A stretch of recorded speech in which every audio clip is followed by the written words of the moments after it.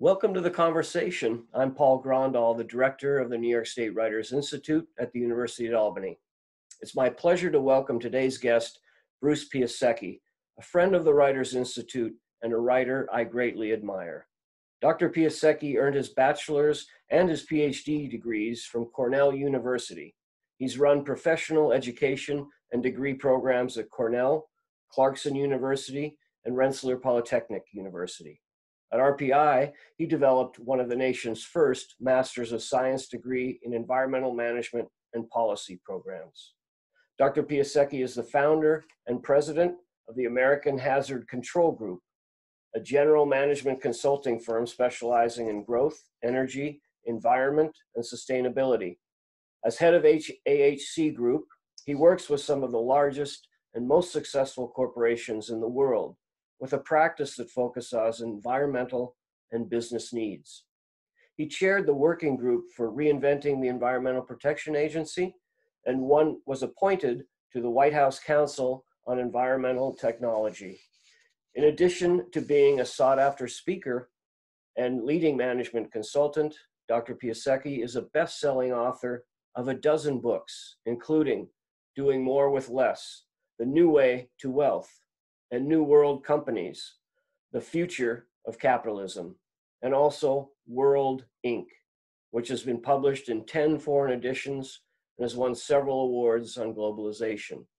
He's the author of a forthcoming book, Six That Make a Difference, a series of powerful portraits of remarkably successful and compassionate business leaders. It's my great pleasure to have Dr. Piasecki with us on the conversation. Welcome, Bruce. I'm glad you're here. Thank you for having me, Paul. It's an honor. So we're in this unprecedented time, both a health emergency and obviously a global economic meltdown.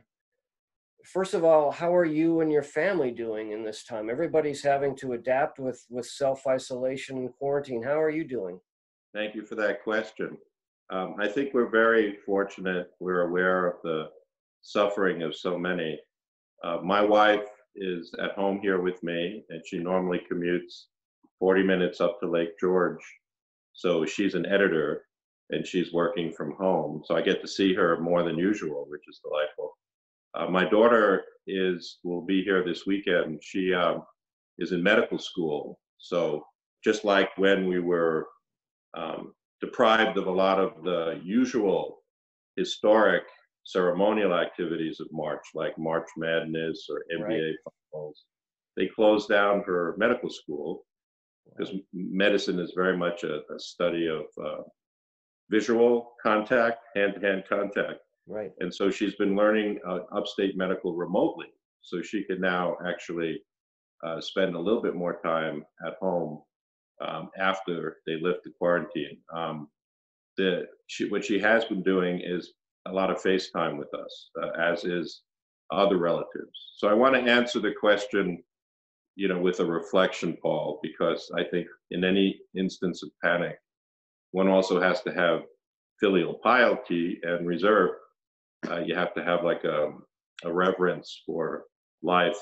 And so we feel pretty good, even though it is horrible for so many people. Right. And you're in touch with the business community all the time. You work with major corporations, as I mentioned, Fortune 500 companies. What are you hearing in your either emails or Skype calls and things with business leaders? How much pure fear and panic is going on right now? Well, it's really interesting. We are blessed with two clients that right now that are big parts of the solution. Merck, which we've been working for and advising their top 40 people for about 3 years, and also Walgreens. So on Monday, for instance, I had 2 hours of conversations with the Merck people and 7 of the council members that my firm got to work at Merck, some of them CEOs of investment houses, some of them doctors that have done exceptional things on climate change. And the long and the short of it is the companies that are providing solutions, like Merck and Walgreens, are busier than ever. Walgreens is the world's North America's largest pharmacy in the world. Right. So they came forward pretty rapidly. They were part of the corporate team that was standing behind the president when they talked about using parking lots. Walmart has also been a client. And essentially, Paul, the kind of work we do is to make companies of that size more socially responsive. We don't come at it, Paul, from the angle of outside, like throwing recommendations inside the mansion.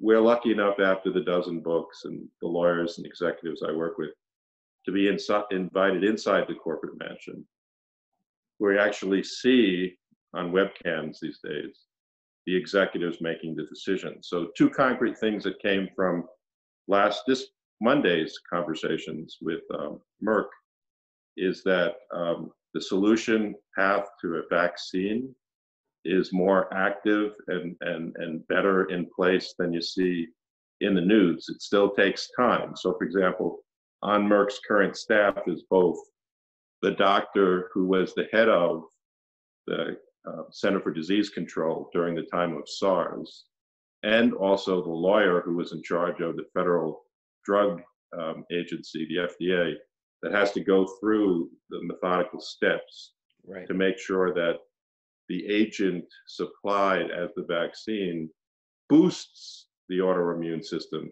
without taxation on the human body. Right. So when you listen to Merck, you see them more active than ever. They're like, the metaphor that I like to use in literary history, they're like a Parthenon, in the sense that I can see more into them than ever before, because they're really working faster than ever. Walgreens, a couple of the ways to think about Walgreens, they've often been concerned about cancer.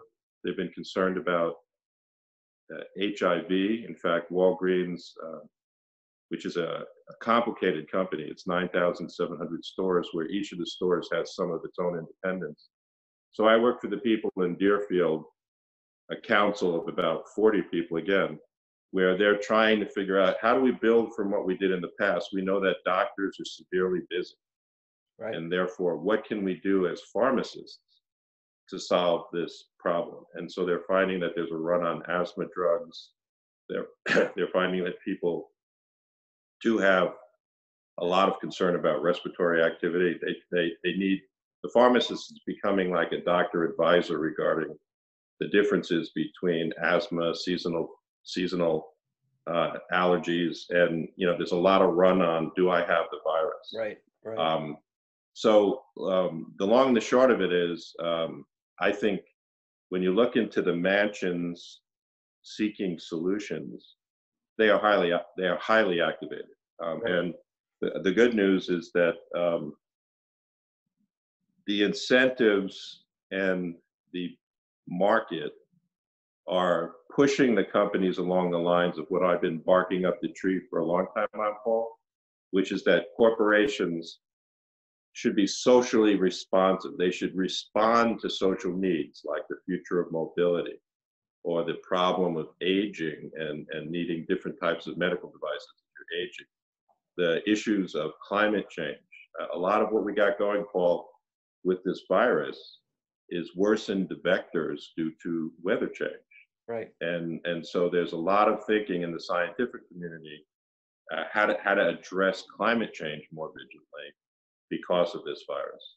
So the two companies you named, Merck and Walgreens, obviously are essential businesses and beyond essential. Like you say, they're going to be part of the solution, but I'm sure you represent industries that have been completely crushed: the airline industry, the oil industry, the auto industry. I could go down the list.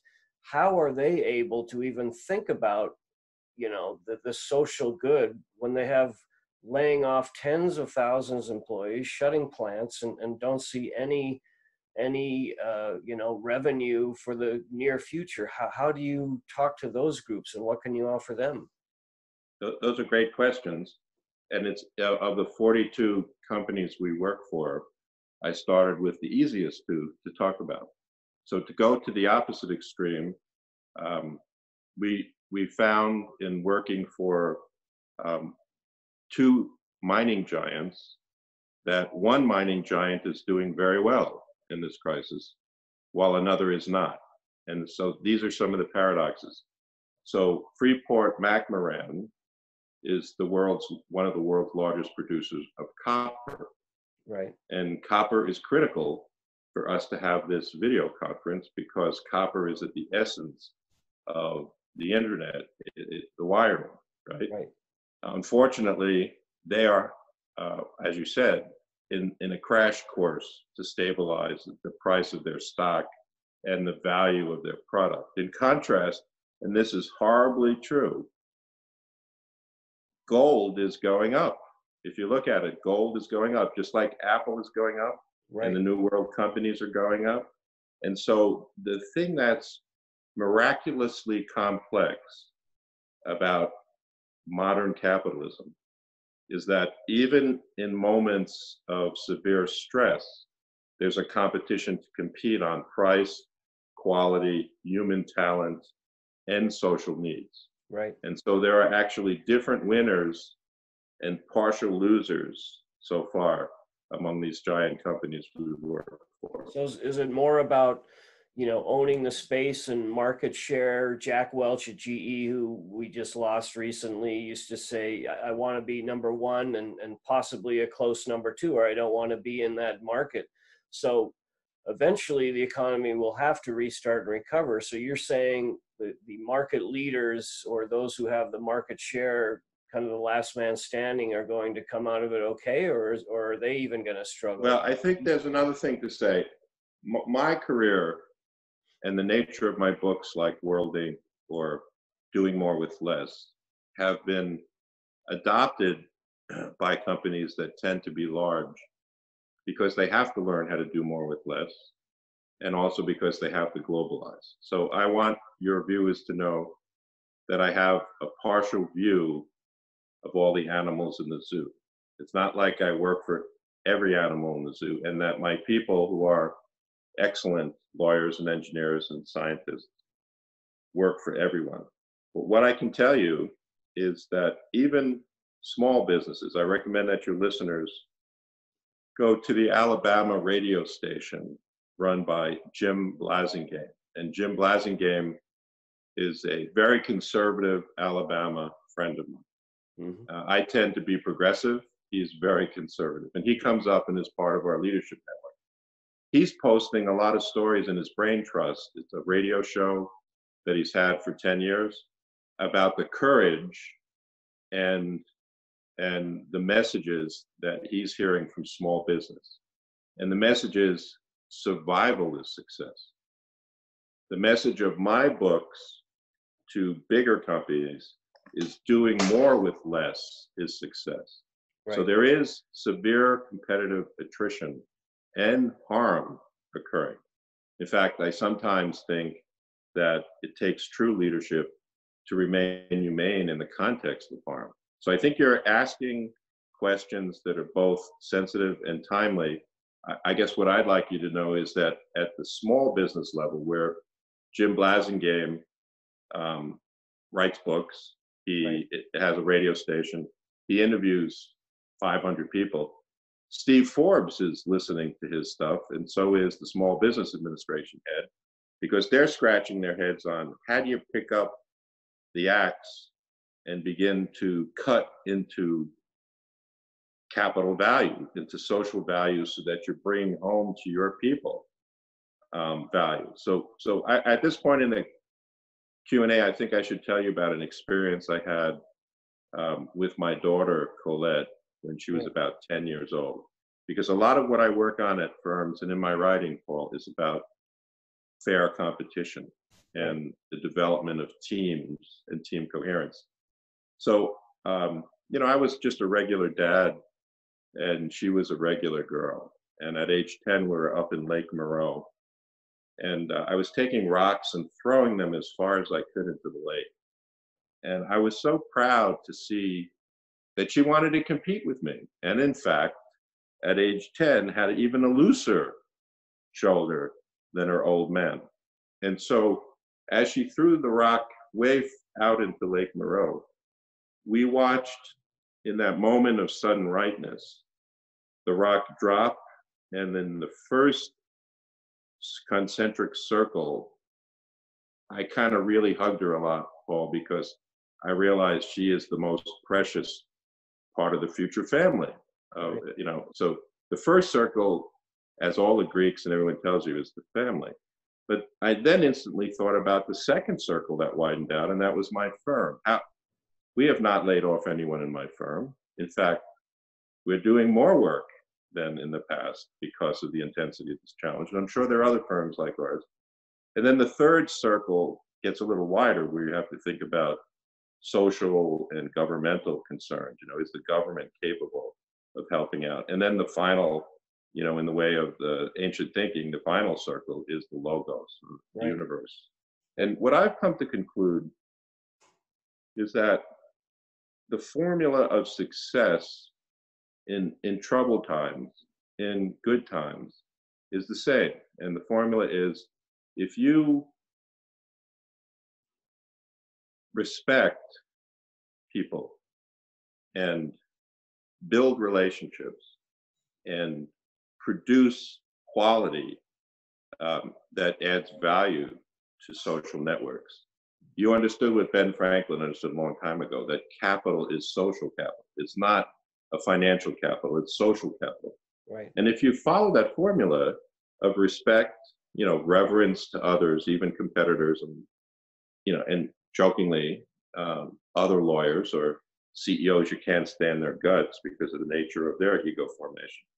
If you respect them and learn how to work with them, be you a small business or a medium business or a large business, and have the right relationships with government and banks and estate attorneys and so forth, it will compound your social value over time. So in many ways, I've come to discover at age 65, Paul, that the reputation of a writer is very similar to how a reputation is earned in a firm. And that's the greatest paradox I've had in sitting at home for 3 weeks thinking about this stuff. Right. I also want to talk about, and we've talked about ESG. You can explain what that means, but a new metric. I know, most of the corporations you work with are huge. They're publicly traded. They answer to shareholders. There's so much pressure on return on investment and things, but there's a different way of looking at success that you've talked about, and you talk about it in your book, and it's kind of a new growing awareness about more than strictly bottom line success. Can you talk about ESG? Sure. There's a lot going on about redefining the purpose of corporations, excuse me, both large and small. So if ESG stands for environmental, social, and governance metrics.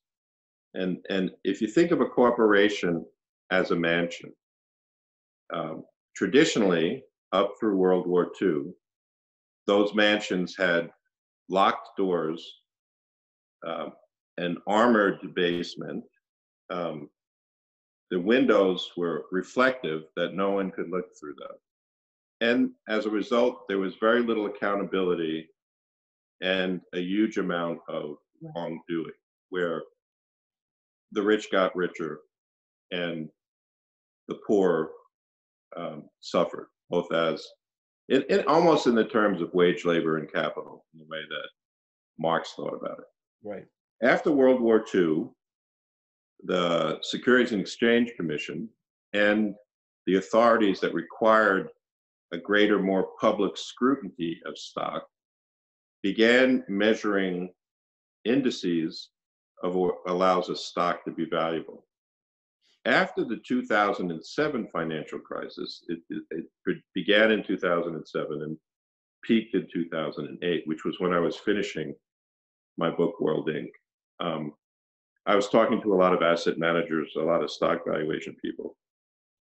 The notion that the value of the corporation is not just its assets within the mansion, its manufacturing machines, its people, its intellectual property, but that the value of the modern corporation is actually how it sits in the neighborhood of stakeholders.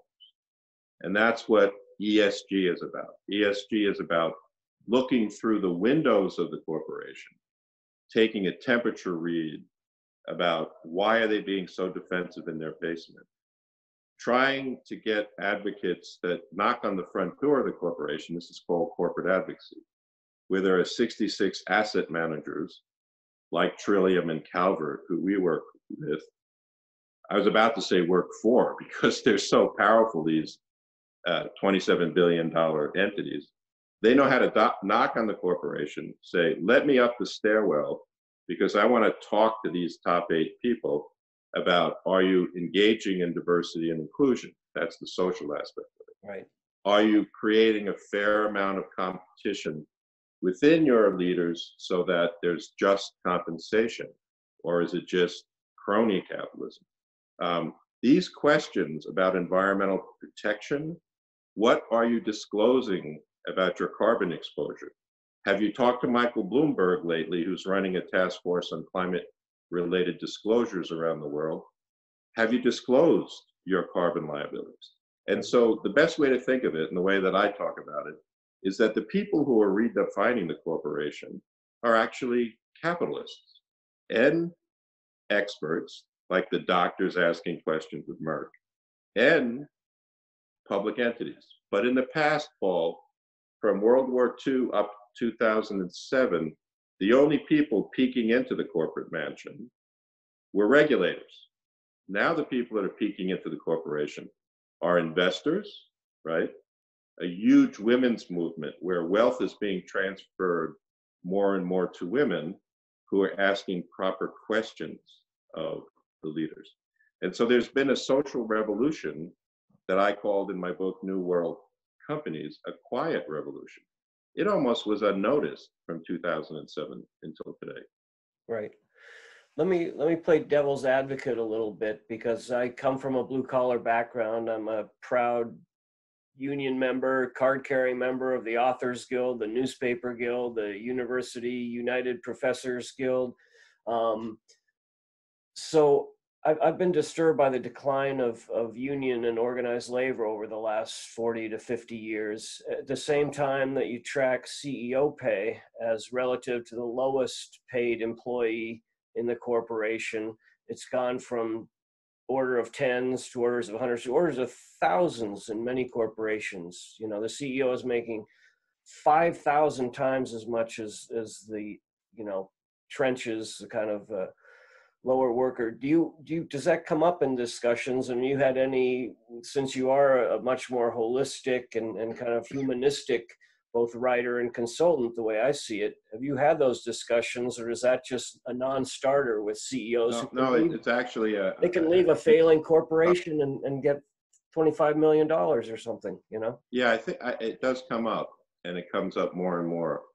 And if your viewers go to the work of Calvert Investments, 27 billion. For 35 years, they've been asking tough questions about executive compensation. Right. And they're now asking tougher questions about climate change. If you look at the empirical evidence, I totally empathize, and I'm on your side, Paul, regarding the rights of the worker. They have lost power, and unions have been improperly busted, and there needs to be a restoration of the value of the ordinary contributor. And that's why it's sinful. I'm going to tell you one example of what I view as sinful. So we don't work for Unilever. Unilever just bought Ben and Jerry's. And I think you know that they're kind of like Vermont homegrown, and they came to Sarah. Ben Cohen, those guys are hippies. They're famous, Mr. Ben and Jerry. Well, when they were CEOs and founders, they never earned more than 40 times what any of their college intern earned. I have never earned that much in self-pay. In self-pay, there are people in my firm that I pay more than myself, because I've been very fortunate. I grew up in poverty. My father died when I was 3. My mother lived on his military pension, and we took in foster kids to create the money for the food Right. of the house that we lived in. And so my heart has always been with this issue of human value that you so carefully described. And it is true, while Ben and Jerry put a ceiling on their self-worth and as a result created a company that was so valuable that Unilever purchased it, it is remarkable what the pay is of the people at the top of these global entities. And that is an issue. So in my new book, Six That Make a Difference, I write about a CEO called Steve Percy, who, when he had to let 7,000 people go from British Petroleum, he took a golden parachute himself at age 47. Now, what's true is that it was a golden parachute. But what he instantly did, being a man of some humility, is he became a major funder of environmental groups and joined the boards of the Natural Resource Defense Council, Environmental Defense Fund. He served the government as the chairman of the Millennium Project. So people who have a heart, he was a regular kid from the Midwest who happened to become an engineer at RPI, who then, after his college degree, volunteered for Vietnam because he grew up in a high school of 80 people where most of his peers and most of his athletic friends on his teams were Black.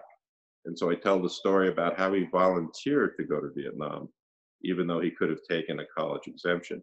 And by the luck of fate, when he was about to go into a mission in which almost a majority of people died, the war was beginning to end, and they took him aside and they gave him a logistical job in the military, which he says was the birth of his real learning about how to be an executive. So in Six That Make a Difference, I write about people who have a heart, Right. who are compassionate, as you said, and yet fiercely competitive, but competitive in a fair way.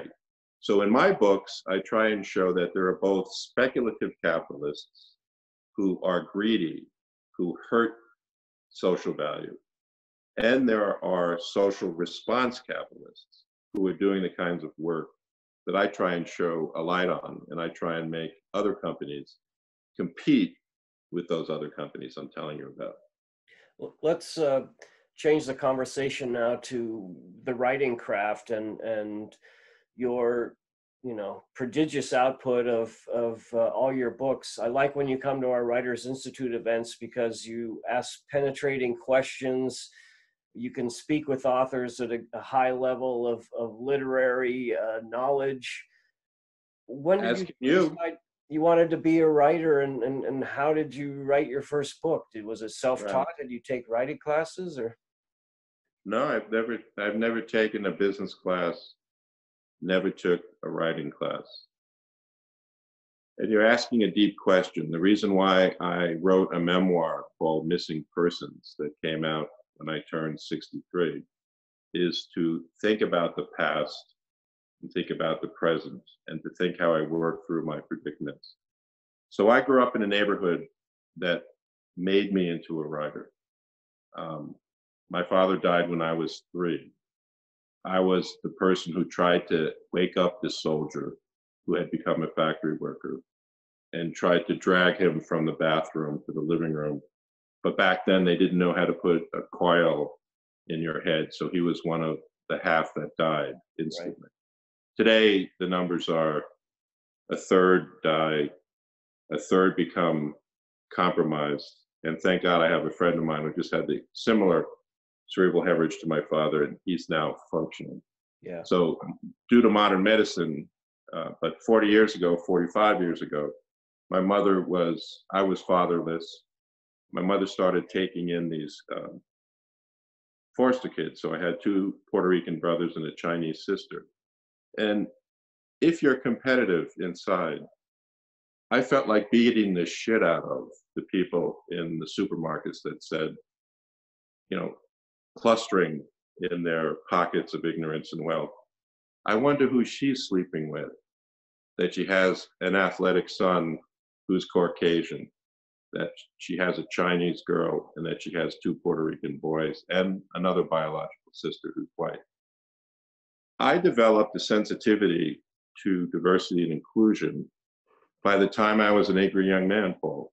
Right. And I found that the competition as a basketball player is what allowed me to work out some of the anger and allowed me to learn how the job was to win, but also to learn how to lose. And the job was to find ways to build teams, like I write about in my book, Doing More with Teams.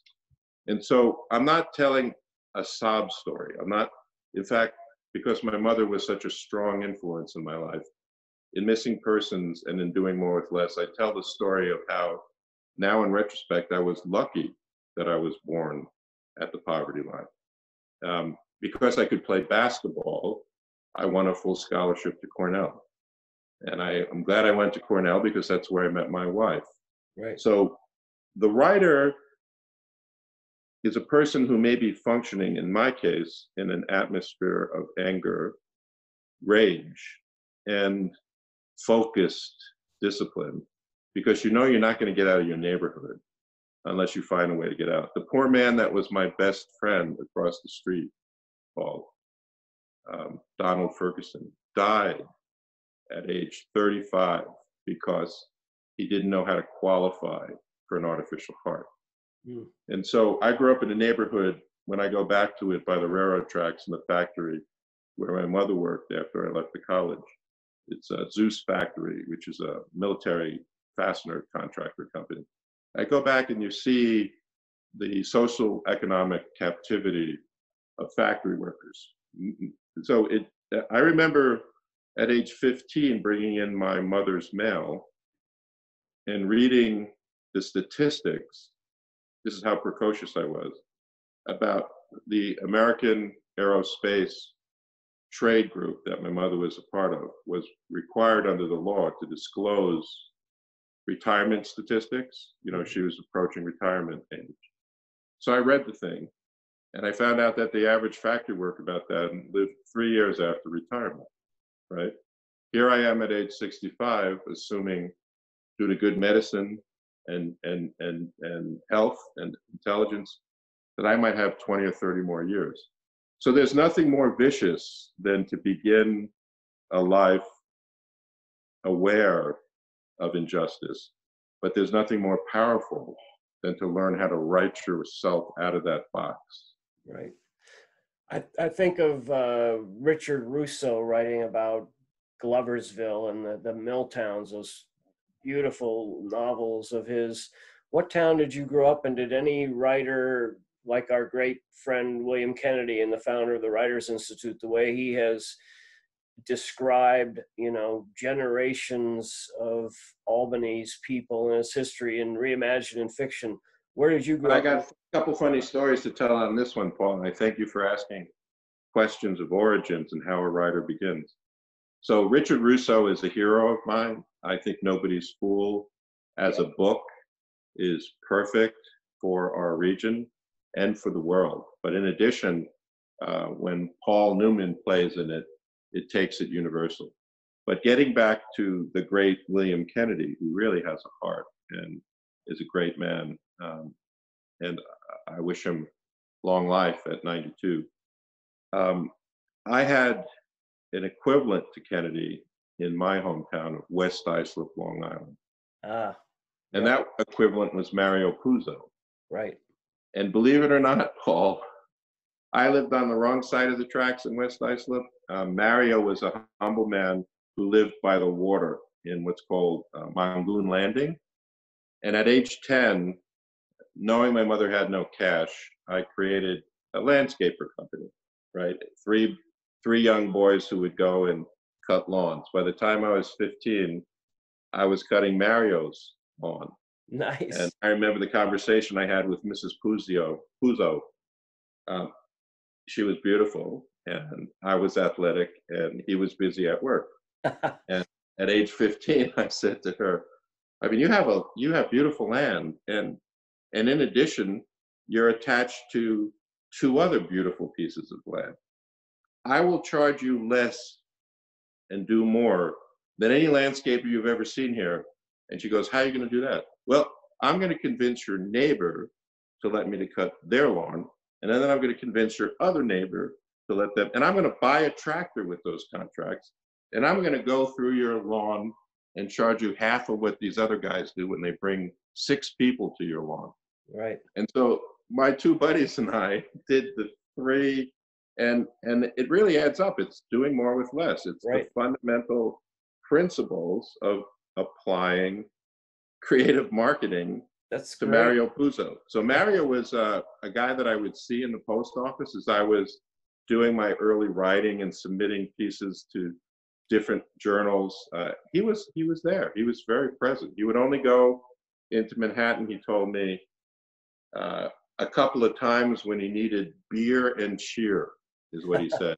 But what it really was is he needed to study different types of subjects, Right. the real characters that he would become famous writing about. Right. That's a great story. You were a budding entrepreneur even then, destined to start your own company.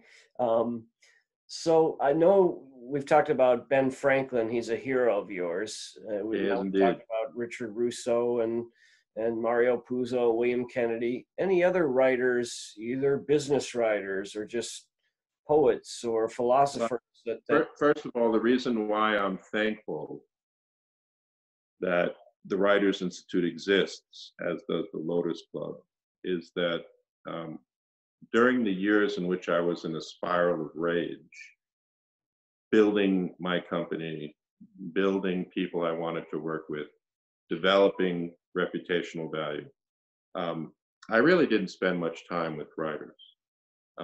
But the Writers Institute is a delightful. I first went to, my wife and I, Andrea, first went to when Kennedy did Telling the Truth. right, That opened my eyes because here I was, even though I was blessed to know true writers at Cornell like Archie Ammons or the great scholar M.H. Abrams. He was my dissertation advisor. right, So I was essentially alone in, I sometimes talk about a writer is like they wake up in the morning and there's a mile of stone above their head.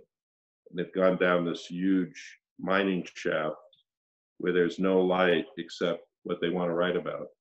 And they look up in the lonely majesty and they see a seam of gold up there. So they take their axe, and for me, writing is a very physical thing. And they whack away at the seam, and gold dust comes into your eyes, and then you go to sleep and you wake up the next day and you try and do it for another 3 hours. So to make a long story short, I think writing is similar to athletic performance. It takes a lot out of you. right. It's thrilling to be that exercise. How do you I'm not sure I answered your question. No, you did, but juggling, obviously running a company, and I look at your website, you've got many people working with you, and you're dealing with conferences and you know, a lot of different moving parts. Do you try to get a block of time to write, or can you Oh sit yeah. down with a half an hour Well, and my superhero that I've been with for the last 25 years, he lives 92 miles from this image of my sunroom, is Jay Perini. And ah, Jay Perini has been a dear friend. He's written 3 biographies, one on Robert Frost, one on Gore Vidal, and now one on the historic Christ. right, He's written many important books of poetry, and he's the only writer I know who's written a novel, The Last Station, on Tolstoy, that's become a movie with Helen Mirren.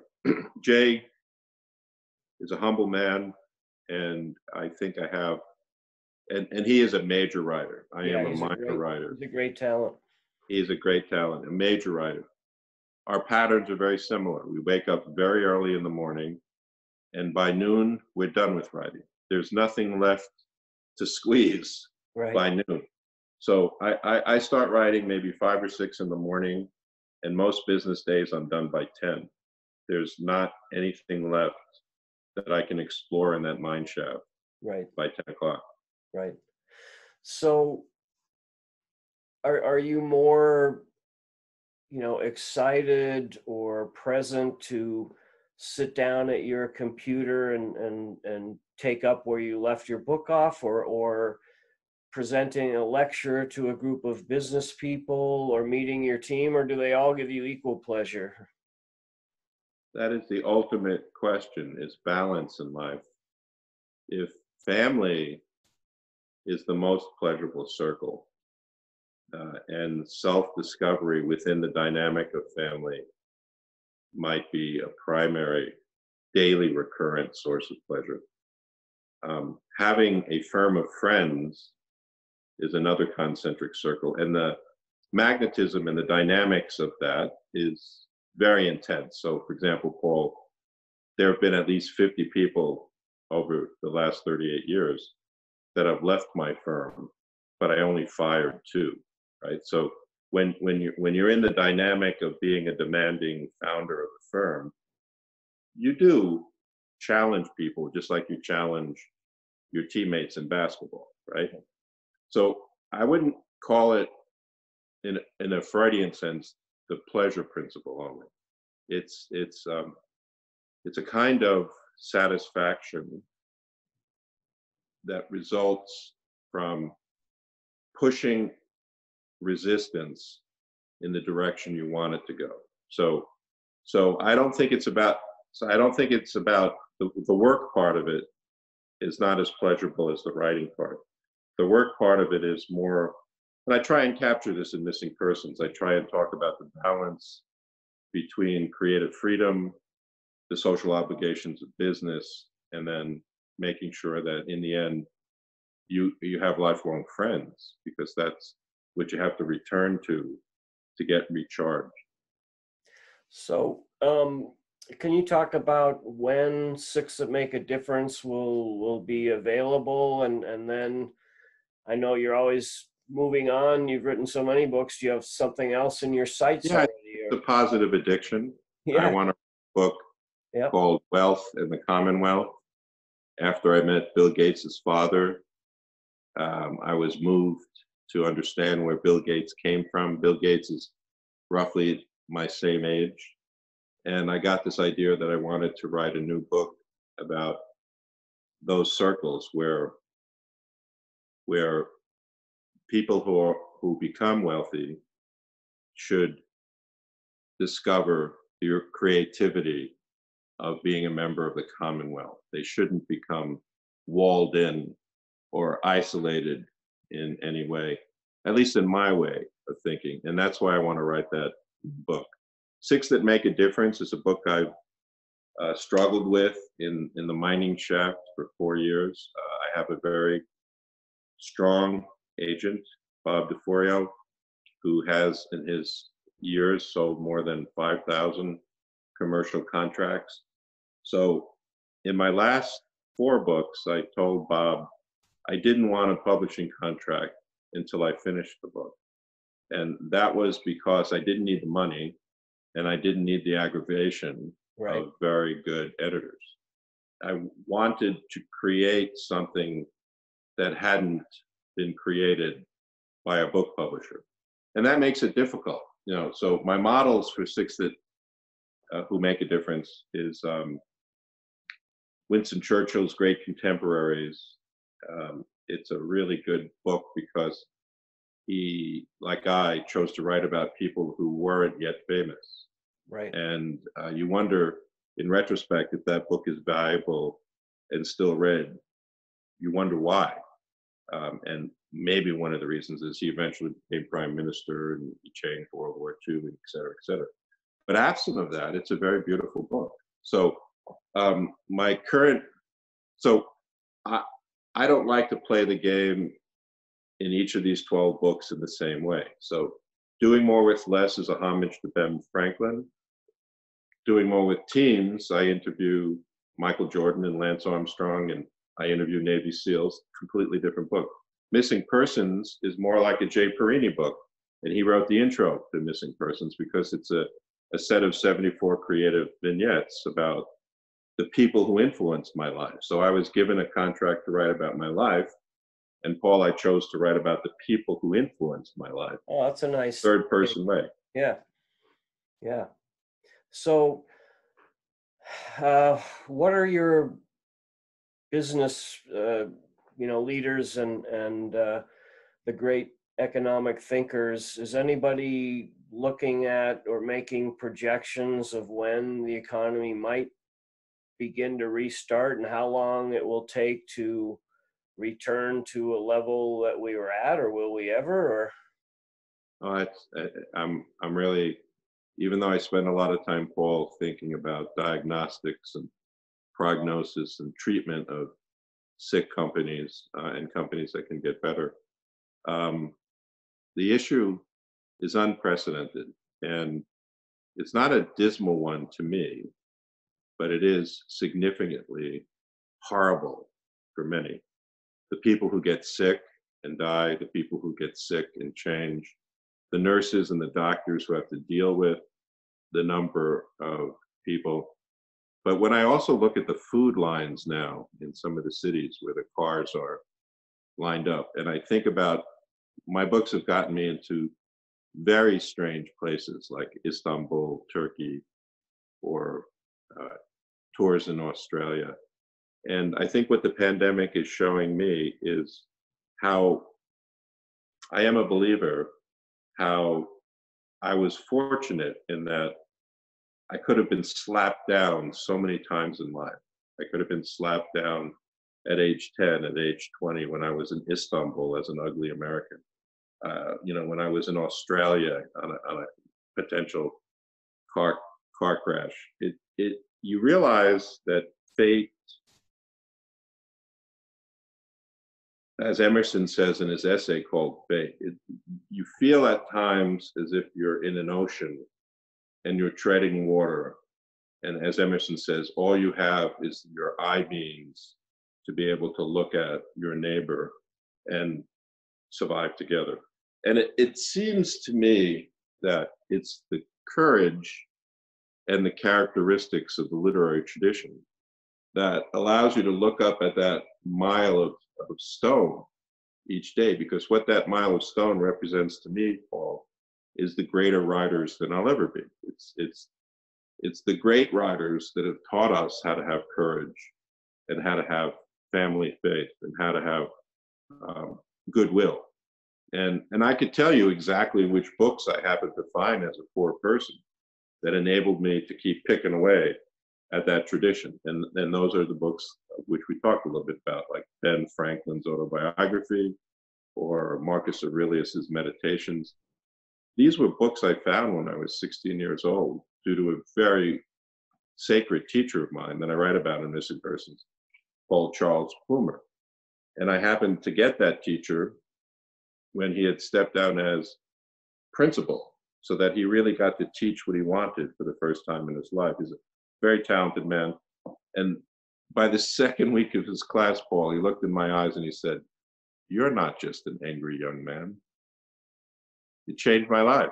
I said, that's nice. "I'm not just an angry." And he said, and I said, "Well, what am I?" And he said, "Someday you'll be a good father."